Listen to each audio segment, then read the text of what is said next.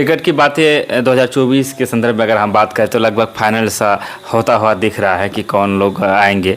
ऐसे में चूँकि 2019 में आप अख्तुल इमान साहब के साथ थे, बल्कि साथ क्या कदम से कदम मिलाकर चलने का काम किया, तो इस बार भी वही है या नेता बदल लेंगे? नहीं नहीं, हम अपने पुराने घर में ही हैं। हमारा नेता, हमारा लीडर, हमारा कायद जनाब अख्तुल इमान साहब ही हैं।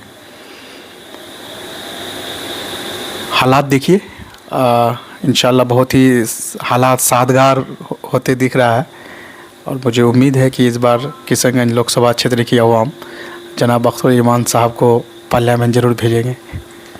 एक चीज़ है कि आप अख्तुल इमान के कार्यकर्ता है, उनके मस्जिद से कद्दावर नेताओं में आपकी गिनती होती है, वो एक अलग बात है।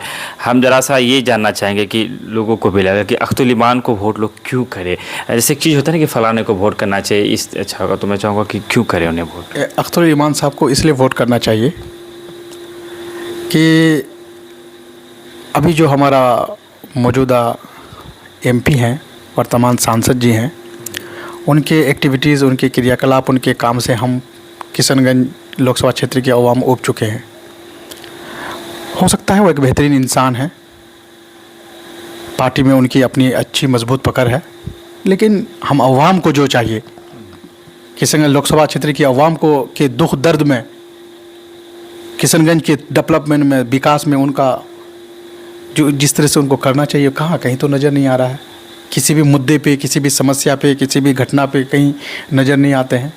हमें एक ऐसा लीडर चाहिए जो बेबाक हो, इनकलाबी हो, जो अवाम की दर्द को समझे, और ख़ास करके किशनगंज लोकसभा क्षेत्र की जो बेबसी है, जो लाचारी है, जो पसमानदगी है, जो गरीबी है, आज हम अपने ज़िंदगी जीने को तरसते हैं। हम सड़कों का हाल और तरह की हाल, ऐसा नहीं है कि जनाब अख्तुल इमान साहब MP बनने के बाद ये कोई चमत्कारी चीज़ें आएंगी, कुछ नया हो जाएगा। लेकिन जब ये पार्लियामेंट में जाएंगे तो किशनगंज लोकसभा क्षेत्र की समस्याओं को, यहाँ के मसलों मसाइल को बेबाकी के साथ वहाँ रखने का काम करेंगे और पूरे हिंदुस्तान में किशनगंज के नक्शा को बताने का काम करेंगे। 2025 में आप उम्मीदवारी पेश किए थे आप विधानसभा से, लेकिन वहाँ टिकट के मामले में आप पीछे हट गए। अगर टिकट मिलती तो शायद आप चुनाव भी लड़ते। तो वो जो इरादा था कि मैं विधानसभा लड़ूंगा ठाकुरगंज विधानसभा से, तो वो दिल में वो है या फिर आप उस चीज़ को निकाल चुके हैं? देखिए, मेरे जो सियासी उस्ताद हैं जनाब अलहाज मौलाना असदुल्लाह कासमी रहमतुल्लाह अलैह, वो उनसे जब भी हम मिला करते थे, उनसे जब भी उनसे मेरी गुफ्तगू होती थी कि असद इकबाल, जब अगर इलाके पे डेवलपमेंट, बहुत ज़्यादा डेवलपमेंट करना चाहते हो, इलाके को बदलना चाहती हो, तो तालीम के साथ साथ हमें पॉलिटिकल एम्पावरमेंट भी होना पड़ेगा। हर घर में तालीम का चिराग जलाना होगा और हर घर में तालीम पहुंचाना होगा, और उसके साथ साथ हमें सियासत में हमारी भागीदारी हो, सियासत में हम मजबूत कैसे हों, क्योंकि बड़ा से बड़ा काम जब आप करने के लिए जाओगे तो आपका पॉलिटिकल पावर चाहिए वहाँ। तो इसलिए मैं 2020 में अपने आप को MLA का यकीनन उम्मीदवार पेश किया था अपने पार्टी के जानिब से, लेकिन पार्टी आलेकमान ने मुझे टिकट नहीं दिया। शायद उन लोग का जो फैसला हुआ मैंने उसको माना। मैं पार्टी में कल भी था, आज भी हूँ। इंशाल्लाह आगे भी जनाब अख्तुल इमान साहब की क़यादत में मजबूती से काम करने के लिए तैयार हूँ। आपने कहा कि अगर हम मजबूत होना चाहते हैं और मजबूत होना चाहते हैं तो हमें पॉलिटिकली से जुड़ना पड़ेगा, यानी पॉलिटिकली इसमें आना पड़ेगा। तो क्या पॉलिटिकली से जुड़ने के लिए MIM ही क्यों, कांग्रेस भी है, राजद है, जदयू है और दीगर पार्टियां हैं, किसी से भी जुड़ सकते हैं, जुड़कर हम पॉलिटिकली ताकत बना सकते हैं। देखिए, छोटी मुँह बड़ी बात हो जाएगी लेकिन मैंने अब तक, जब मैं अपने होश जब से संभाला, जब से मैं यहाँ की सियासत को समझने लगा हूँ, यहाँ क्या होता है कि हमारे यहाँ है ना, मतलब कुछ ना कुछ गठबंधन बनता है हमेशा। कभी महागठबंधन, कभी ठग गठबंधन, इस तरह के गठबंधन ये लोग इलेक्शन के टाइम पे अपनी मुफाद के खातिर ये पार्टियां बनाती है। कभी वो लोग BJP के साथ आते हैं, कभी BJP को छोड़ करके फिर और सारे पार्टियों में चले जाते हैं, तो यहाँ फिर ये एकदम एक नंबर का सेकुलर हो जाते हैं। और इन पार्टियों ने पिछले आज़ादी से लेकर के अब तक इन पार्टियों ने इस इलाके को अपना चरागाह बना के रखा, हमारा यहाँ की अवाम का इस्तेहसाल किया। हमारे अधिकार के साथ खिलवाड़ करने का काम किया। हमारे साथ बहुत छल हुआ है सर।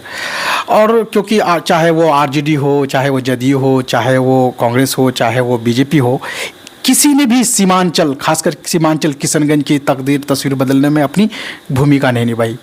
एक अदना सा एक सर अलीगढ़ मुस्लिम यूनिवर्सिटी का ब्रांच किशनगंज में बनना था, उसके लिए काफ़ी जद्दोजहद करके हमारे किशनगंज नहीं पूरे सीमांचल और बंगाल के लोगों ने मिल करके सरकार से तो ज़मीन ले लिया, लेकिन फंड तक नहीं आज तक मिल पाया। आज बिहार में महागठबंधन की सरकार है, हमारे चारों एमएलए सर महागठबंधन के हैं, सांसद भी महागठबंधन का हिस्सा है, लेकिन आज देखिए हमारे यहाँ पुल सही से नहीं बन रहा है, हमारी सड़कें अच्छी नहीं हैं, अलीगढ़ मुस्लिम यूनिवर्सिटी का फंड लेके नहीं आ पा रहे हैं, जो हमारी सरकारी कॉलेजेस हैं उनका भी हालात इतनी अच्छी नहीं है, और जितने भी हाई स्कूल्स हैं उसमें टीचर्स नहीं हैं। और ये सरकार दावा कर रही है कि हम बेहतरीन शिक्षा देंगे, हम शिक्षा में गुणवत्ता लेके आएंगे। आज हमारे बच्चों को, आज जो हमारे जो बच्चे जो किशनगंज से बाहर जाके शिक्षा ले रहे थे 11-12 में और अपना एडमिशन यहाँ होती थी, अब उनको क्या किया है कि अपने गांव के हाई स्कूल में उनका नाम क्योंकि वहाँ है और वहाँ 75% अटेंडेंस कर दिया। बताइए गांव में कौन ऐसे टीचर्स हैं जो उनको वहाँ ट्यूशन देके 11-12 का उनको मैथ साइंस यानी फिजिक्स केमिस्ट्री बायो पढ़ा सके, उनको अच्छी गुणवत्तापूर्ण शिक्षा मिल पाएगा? ना सरकार अच्छे शिक्षक की बहाली कर रहे हैं और ना वो बच्चों को कहीं बाहर जाने दे रहे हैं। तो बताइए कितनी साजिशें हो रही है हमारे साथ। इन साजिशों के खिलाफ लड़ने के लिए और इस इलाके को अधिकार दिलाने के लिए एक ही पार्टी मुझे नजर आ रही है, वो है एमआईएम। इसलिए मैं 2015 से ही एमआईएम का दामन थामा हूँ कि बाकी पार्टियों को तो हमने देखा, मेरे आबाओ अजदाद ने देखे, मेरे पूर्वजों ने देखा, किसी ने हमारी हालात नहीं बदली, किसी को हमारे तकलीफों को एहसास नहीं हुआ, हमारे दर्द ने किसी ने महसूस नहीं किया। लेकिन वाहिद शख्स हैं बैरिस्टर असदुद्दीन अवैसी साहब, हमेशा मजलूमों की बात करते हैं, पसमानदगों की बात करते हैं, पिछड़े लोगों की बात करते हैं, उनके हक और अधिकार के लिए लड़ते हैं, अपनी जान की बाजी लगा देते हैं। तो मैं सोचा कि नहीं, जब तक जिंदा रहना है तो शेर की ज़िंदगी जीना है।